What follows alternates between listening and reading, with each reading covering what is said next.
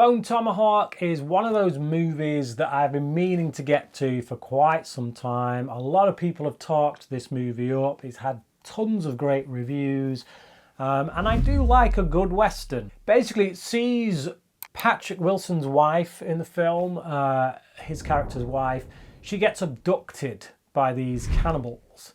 These kind of weird outback cannibal type people who look slightly devolved or evolved. It's just, yeah, they don't look quite right. But they abduct her, and he's not doing so well because his leg's quite shot. So it's left to a bunch of other outlaws led by Kurt Russell's sheriff to go and try and bring his wife back. And despite his leg being in the condition it is, Wilson's character joins them and he goes across. So it becomes this like road movie, this journey towards finding where these people are, where these weird cannibalistic creature people are, and getting the wife back. So in plot terms, it's quite simplistic, but in character terms, it's really well handled. Director S. Craig Zahler, he does really well here handling his characters. He wrote and directed this, and I just feel like he gets to grips with questions about morality, what behaviour may or may not be acceptable given extreme circumstances. And he takes a character like Matthew Fox's character, who's clearly a bit of a degenerate, clearly has killed a lot of Native Americans, and yeah, he just comes across as someone you don't want to spend a night sitting next to around a campfire.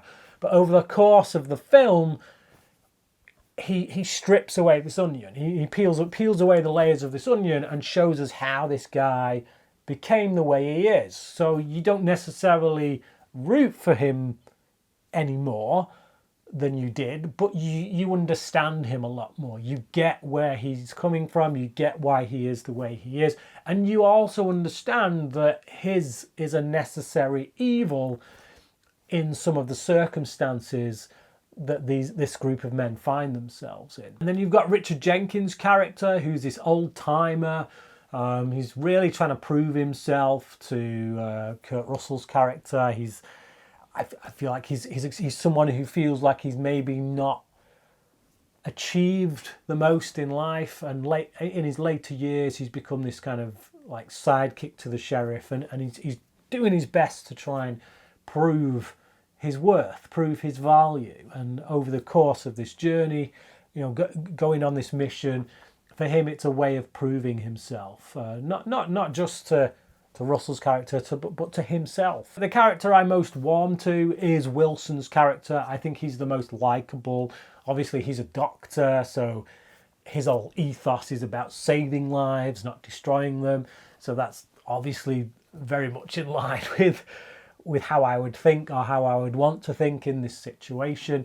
But ultimately he's a character that proves to be of a lot of metal. He has a lot of metal about him. He's not just someone who's just about kindness and warm fuzzy feelings.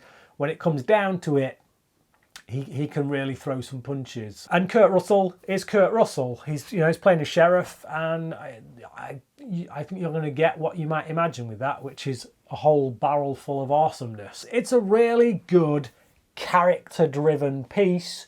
All the trappings of westerns are in there that I kind of like, that I enjoy, that sense of familiarity, outlaws and things like that.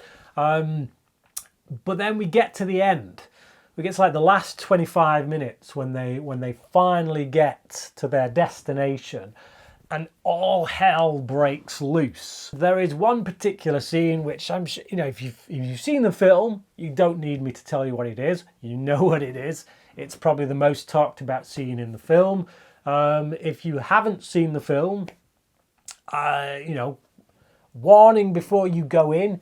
It's gnarly, it's nasty, and it makes an impact. So there's a particular scene where these cannibals do something to one of the men, and I'll say it was a gut punch to watch this unfold. It it was sickening, in a way that it should be. You know, it's violence on screen that is meant to sicken you, but more so because you've warmed to these characters, more so because you care about what happens to these people. Zahler's done such a good job over the course of this movie of helping you get to know these people, helping you root for them, that by the time you get to the end, you don't want any of them to die, including Matthew Fox's character, who, like I say, at the start of the film, you find that he's probably the most reprehensible one of the bunch. But it's just like, yeah, he does such a good job with that you want them all to get out alive. That ain't going to happen because they've just got into a nest of cannibalistic, really strong, really badass outback type people who don't mess about. These guys don't treat other people like human beings. They treat them like cattle. I don't see a person there. I see lunch. What are we having for tea? That guy. If you can't stomach violence in any way, this ain't the film for you. You know, even if you really love good character study films, of which this is one, by the time you get to the end, you may find yourself regretting going down that rabbit hole. Like I say, it stuck with me. It's a moment of violence that was very shocking, and because I cared for these characters, I went away and it stuck with me. I was thinking about it for days. That's just me. A lot of people aren't like that. They can watch films like that and I think they probably laugh. They probably get entertainment. That's not me personally. For me, it did the job of really making me disgusted, making me feel sickened, and it kind of lingered in my brain for some time. I've seen a film in which something very similar happened, and that was Terrifier. You know, a terrible film called Terrifier. I saw a very similar thing happen in that. And it didn't affect me in the same way on an emotional level because I didn't care about anything that was going on in that film. I just hated the film. It felt like an exercise in let's just see what sickening stuff we can do for the sake of it.